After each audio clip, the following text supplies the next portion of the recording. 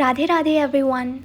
As a listener of this story, it is important for you to understand the sources of the story.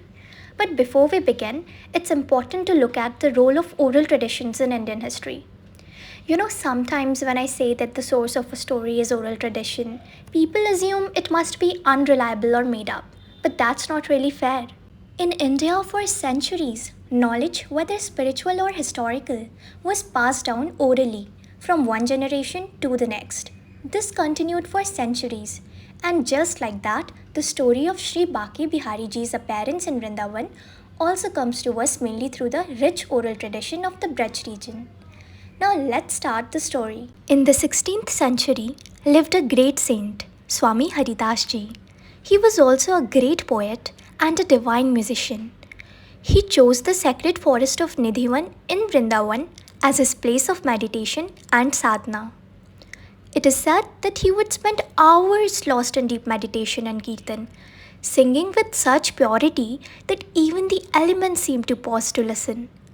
One day, his disciples requested him to show them a glimpse of the divine, the very Radhaji and Krishnaji he so often sang about. Trusting fully in his devotion, he began to sing with deep spiritual intensity. Radhaji and Krishnaji were so moved by Swami Haridas Ji's pure devotion that they appeared before him and offered to stay with him.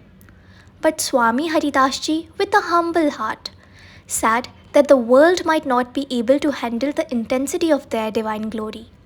He lovingly requested them to merge into one form so that he could serve and care for them with full devotion. Accepting his request, Radhaji and Krishnaji united into a single beautiful form, manifesting as Sri Baki Bihari Ji, the beloved deity of Vrindavan. Did you know Swami Haridas Ji is believed to be the incarnation of Lalita Sakhi, a close companion of Radha Krishna? Even today, the worship of Baki Bihari Ji is done by the descendants of Swami Haridas Ji. They follow the same tradition of seva and devotion that he started long ago in Nidhivan.